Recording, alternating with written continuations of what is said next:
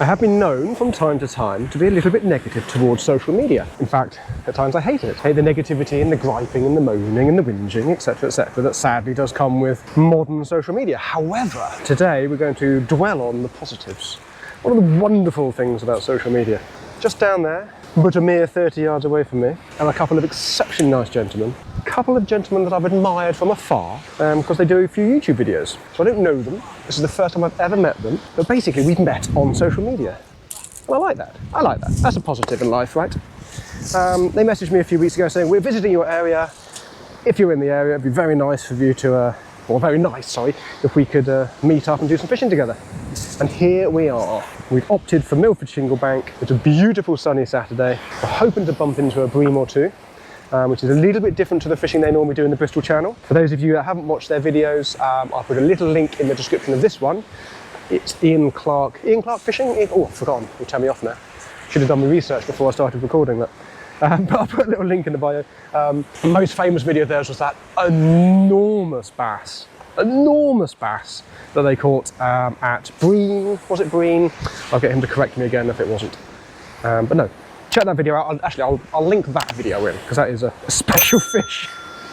But anyway, as you'll see, they fish Bristol Channel and occasionally Chesil. And here we are in crystal clear waters in Hampshire. I was about to say Dorset, but not in Hampshire. Hopefully catching a few black bream. Good day, sir. I do like this.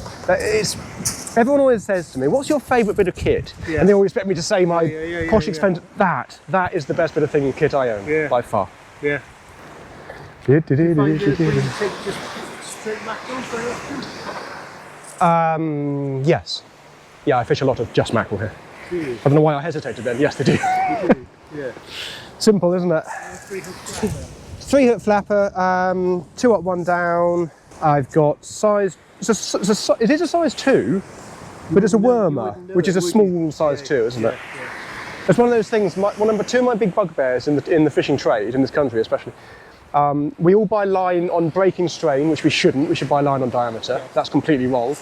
Yeah. And hook sizes. I think if we could just start again and just buy everything, let's say that's a 12mm gate, for example. Yeah. If you buy a hook with the 12mm gate, the 10mm gate, the 8mm gate, you know exactly what it is. Yeah. Whereas I could pick probably 5 different patterns to size 2 and they'll all be completely different. So that number 2 is almost meaningless, isn't it? But that would involve starting again. I think we're too far into it now. I'm a cube man as well, not a long strip man. That was Ian Gold, who I admired greatly when I was growing up, taught me that when I was a kid. Yep. And I've always stuck with it. And here we are at Milford Shingle. And here we are. What do you think? I mean, the water is very similar to the water you're used to at home? It's a bit clearer. Just a tad. Tiny little bit. Tiny little bit clearer than the Bristol Channel. And a lovely early evening, isn't it? It's beautiful. Yeah, it's lovely so far. Yes.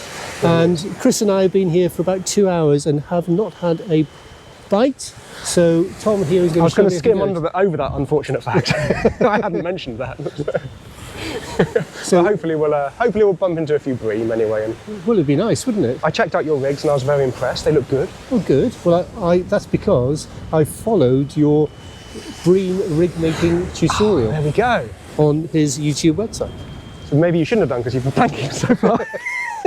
Although I must say, your wormer hooks, I can see the reason why you fish those, as opposed to like the same size in Aberdeens and things like that. Yeah. Do you think that makes a huge difference for the bream?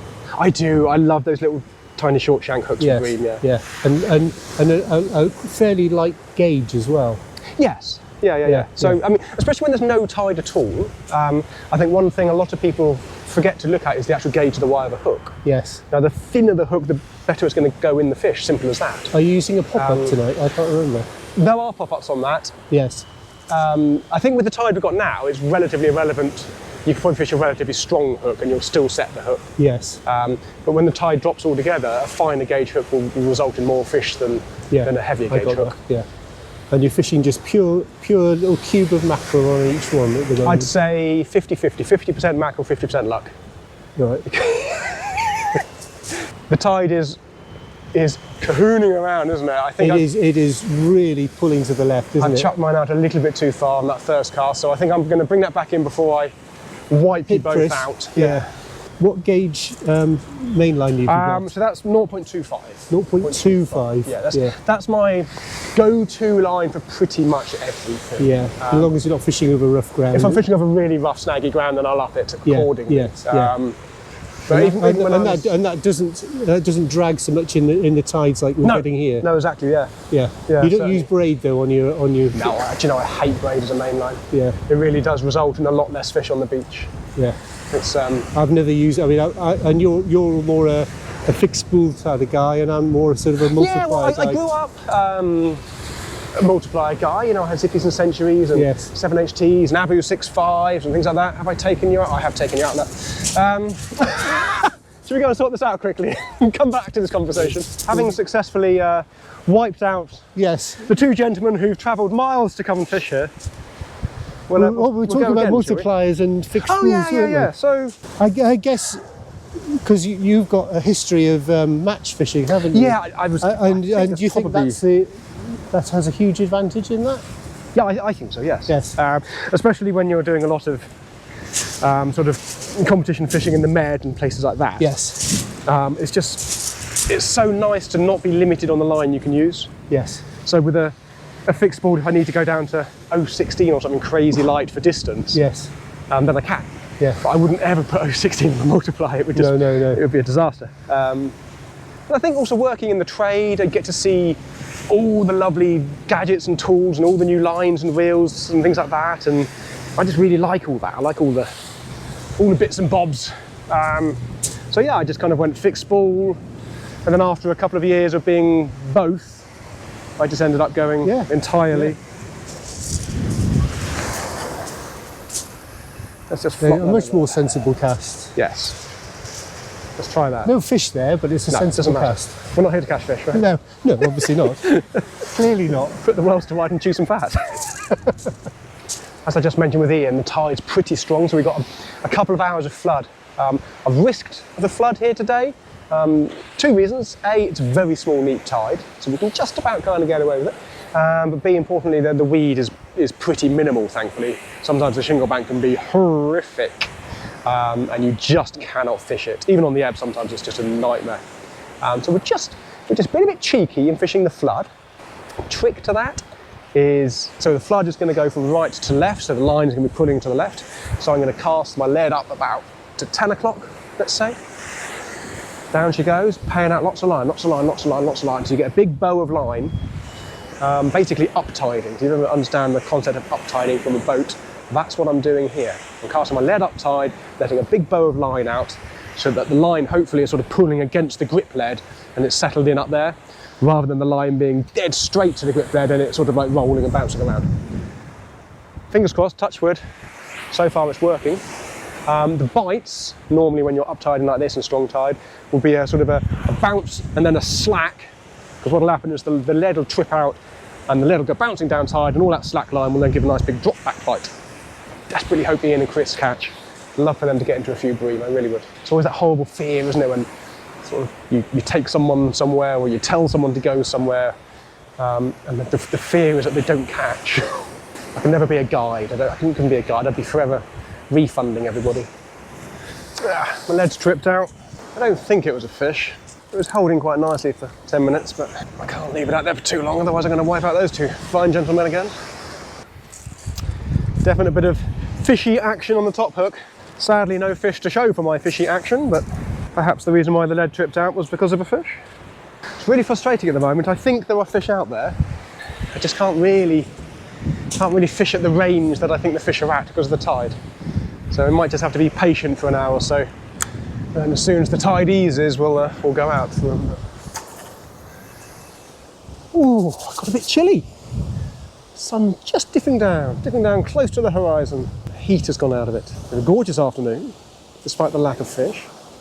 The tide has just started to ease. Sooner rather than later, I should be able to put a few extra yards on the cast to where I think the fish are at the moment.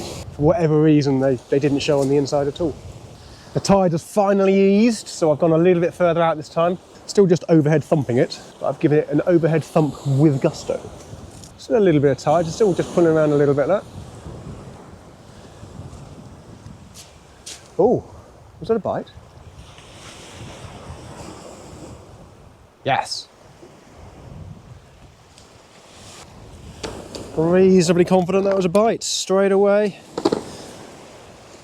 On the first cast, well, I've managed to get out a little bit further. Yes, that's definitely. I'm intrigued. I'm intrigued to see if it is a fish. I've got him, little tiny one. Double shot. Double shot, in fact.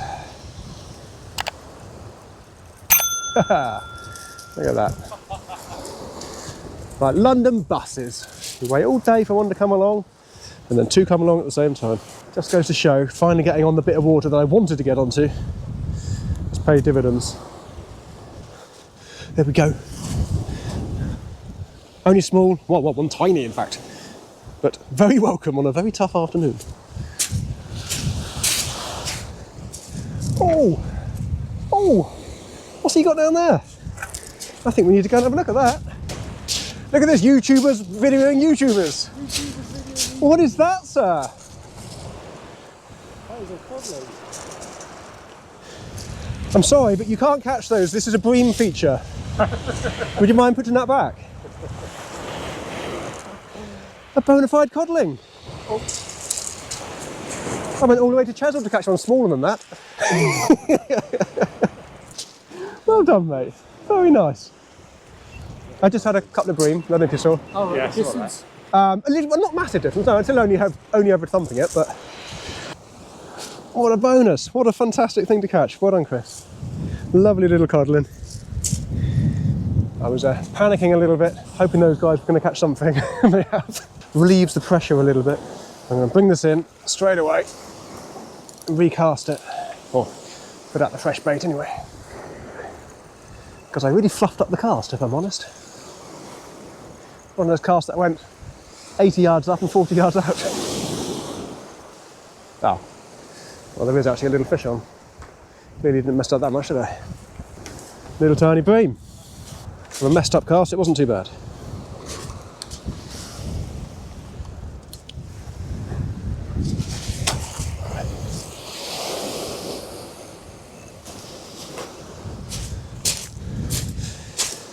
Tiny things. Look at them.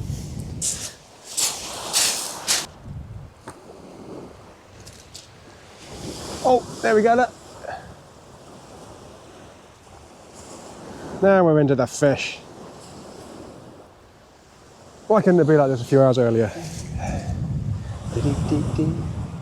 Oh, that's a slightly more enthusiastic one, isn't it?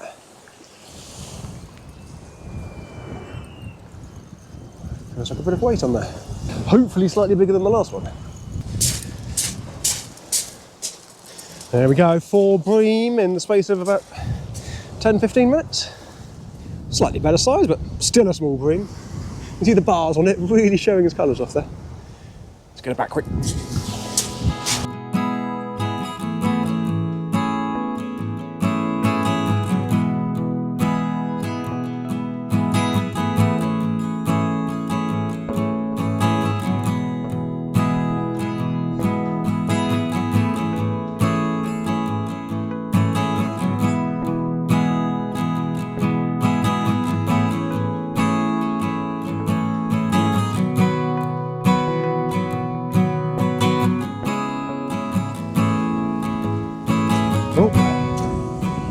Is that a bite?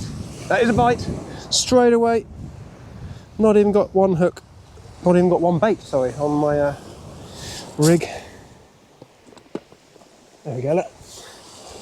Can you see that in the gloom? It's getting a bit dark, isn't it? Reorganise of my peg. Let's put this over here. I've got 2 stones on my bait table. Lights are on because we're starting to lose the light. I did have a bite just now. It's not gone since. Thinking, what do I do? What do I do? Do I bring it in? Thinking there's a fish on there. Or do I let it sit for a little bit because I know I've got a crab bait on the bottom? I mean, I'm impatient, so I'm going to bring it in, obviously. Oh no, I just hit a snag on the way in. Oh no.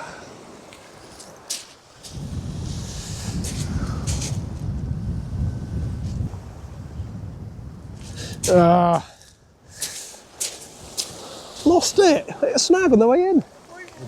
I've had an absolute nightmare. I've had a crack off, I've been tangled, but I have caught a fish. You've caught a bream. You've caught a bream, so it's what we came for, It's isn't what it? we came for. Not those pesky codling that he's messing around with. Oh no, we don't want those. Ah. The tenner penny. Waste of time. Tenner penny. Well done, sir. Well Yes, done indeed. you've had a couple, haven't you? I've had 4 now. Oh, nice. But then I just snagged up on the way in and lost my gear as well. So. Yeah, yeah. I've stepped off on a snag as well. Yeah, there's something Bizarre, out there, isn't it? there? Yeah. Anyway, Frustrating. look at that. I mean, aren't they Beautiful things, gorgeous? aren't they? They are. Could do with one about twice the size, 3 times the size. He is not going in the pan. He's No, going back he's to the going sea. Right, rather than replacing my lost rig with another flapper, I've decided to get a Bagnall bar out, strap a big lump of crab to it. Might give it some heave-ho, see if I can find a hound. I might make this my last cast. I'm going to chuck this one out there, sit back and relax, and then make my way home. Before it gets too late. I wasn't supposed to be out late tonight. That is absolutely stunning sky. It's really lovely oranges. Love evenings like this. Big bright moon to my left, beautiful orange sky to my right. Somewhere in the middle here catching the odd fish. Look at that, two at a time. 2 at a time. I'm only disappointed I didn't catch one on the third one. What's going on? Very well done, mate. Well, it just Very shows well you done. when they're there we can catch them, and when they're not. We spent a few hours completely fishless, but Yeah. it's been quite good since, isn't it? So, Yeah, have you had a few more? I had 4, sort of bounce, and then I've just stuck out a larger crab bait on a bar rig. I've just put out a whole squid on a dongle. Yes, why not? There's some nice rays. You get some nice undulates and things out Yeah, here yeah, as well. so- I love a bit of squid. So Yep, I lovely. thought I'd do that, and then I'm actually going to have a little slow pack down. Yes, fantastic to see them getting in amongst the bream. That has made my day, that has. And I quite happily blanked as long as they caught. Right, I'm having a gradual little pack down. Bait table's gone away. Just going to leave that crab bait out there. If it goes, it goes. If not, never mind. I'm not going to get home to watch any of the football. I think by the time I've packed up, walked back to the car and driven home, it's probably going to be pretty much full time. Never mind, I've enjoyed my fishing. That's far more important than being sat in front of the TV. Right, that's me done. It's been lovely to meet the two guys. It really has been. Pair of gentlemen than you both are. No big fish for me tonight. A few hours of waiting for the tide to ease, and then as soon as it did ease, the bream came on in reasonable numbers, which is quite good. There we go. Nada on that one. Never mind. I'll pack this away, go and say goodbye to Chris and Ian, and that's me done. There you go, little threesome. Oh, come on. I didn't sign up for that. Right, it's been an absolute pleasure to meet you both. I'm sorry about the, we won't mention the, I don't know how many hours it was of complete blankness, but It's been a pleasure. It's fishing, been isn't so it? nice to catch up with you after all this time. And then, yes. So you must go up to the Bristol Channel. I'd love to, actually. Yes, I really want to We'll fish arrange bream. something. That's captured my imagination since I first saw that big bass, and then the videos since. Yeah, brilliant. I'd love to know that. That's Well, lovely. So. thank you very much, Tom. It's a pleasure to meet you. Yeah, pleasure. Take care, mate. Thank you. A good I hope luck you to- carry on catching tonight. And good luck to Bournemouth tonight. We just hit the crossbar. We You told me- started really well. You just told me that. You probably. Oh, I did, didn't you? Sorry. I'll probably tell you again in 2 minutes because I forget. Have you had a bream yet? Yes. You have? Yes. Excellent. So we've had bream. That was the main thing, wasn't it? To catch Yes. bream here. So Yes. we've achieved that. Unlucky you had a pesky cod that got in the way, didn't Yeah. it? That was a shame to see that. Yeah. Not at all jealous. Right, onwards and upwards. Goodbye, everybody, and I shall Bye-bye. see you guys on the next one. Maybe at bream. You never know.